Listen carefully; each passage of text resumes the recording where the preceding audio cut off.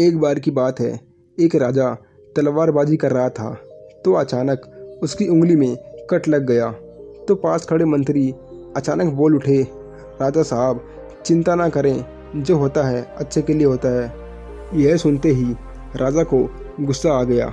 राजा उस मंत्री को कारागृह में बंद करने का आदेश दे देता है और बोलता है इसको फांसी पर चढ़ा दिया जाए। यह सुनकर मंत्री घबरा गया। उसने राजा से निवेदन किया, हे महाराज, मैंने आपके यहाँ इतने वर्ष काम किया है, क्या आप मेरी अंतिम इच्छा पूरी नहीं करेंगे? राजा बोला, ठीक है, बताओ क्या है तुम्हारी अंतिम इच्छा?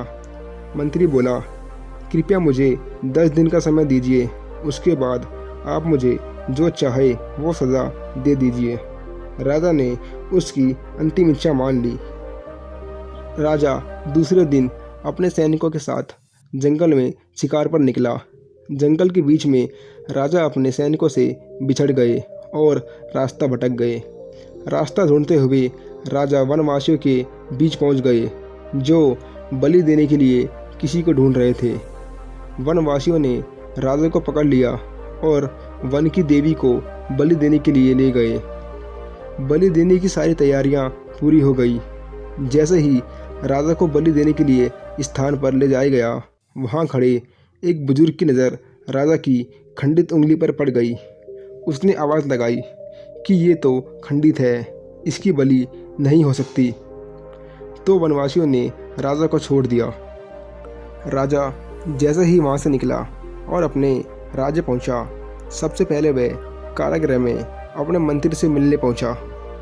राजा ने मंत्री से कहा कि आपने सही कहा था, अगर मेरी उंगली नहीं कटी होती तो मैं जिंदा नहीं होता, यानी जो होता है वह अच्छे के लिए ही होता है। राजा ने फिर पूछा कि मेरा तो फ़ायदा हुआ, लेकिन आपका फ़ायदा कैसे हुआ? मैंने तो आपको कारागृह में बंद करवा दिया था।